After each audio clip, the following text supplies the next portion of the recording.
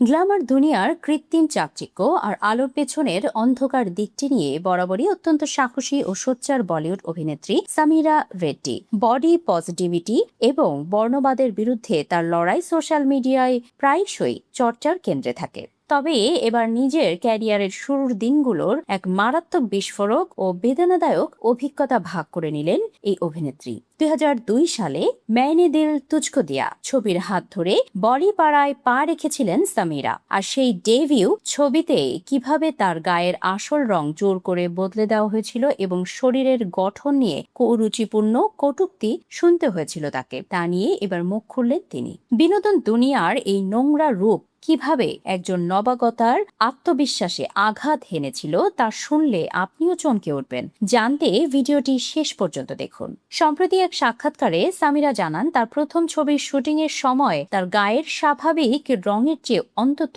3 shade ফর্সা makeup ব্যবহার করতে বাধ্য হয়েছিল। শুধু তাই নয়, পর্দায় তাকে পুরুষ দর্শকদের কাছে আকর্ষণীয় দেখানোর জন্য প্যাডেড ব্রা ব্যবহার করার কঠোর নির্দেশও দেওয়া হয়েছিল। সেই যন্ত্রণার কথা স্মরণ করে সামিরা বলেন, যখন আমি ইন্ডাস্ট্রিতে আসি তখন সৌন্দর্যের সংজ্ঞা ছিল একদম আলাদা। আমার প্রথম ছবিতে আমাকে বলা হয়েছিল পর্দায় আরো ফর্সা দেখাতে হবে।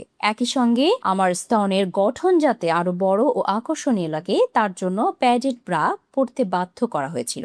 অভিনেত্রী আরো যোগ করেন, সেই সময় একজন নবাগত হিসেবে আমার প্রতিবাদ করার মতো ক্ষমতা বা সাহস কোনোটিই ছিল না। ফলে ক্যামেরার সামনে নিখুঁত দেখানোর এই ইঁদুর দৌড় আমার মানসিক শান্তিতে মারাত্মক প্রভাব ফেলেছিল। সামিরা জানান, শুধু ক্যারিয়ারের শুরুতেই নয়, তিনি যখন বলিপাড়ায় নিজের জমি শক্ত করে ফেলেছেন তখনও এই তথাকথিত পারফেক্ট বডির নোংরা চাপ তার পিছু ছাড়েনি। বেশ কয়েকজন নামী পরিচালক তাকে স্পষ্ট জানিয়ে দিয়েছিলেন, স্তনের আকার ঠিক না হলে আর নতুন কোনো ছবি পাওয়া যাবে না। তাই তাকে ব্রেস্ট সার্জারি বা স্তন প্রতিস্থাপনের পরামর্শ দেওয়া হয়।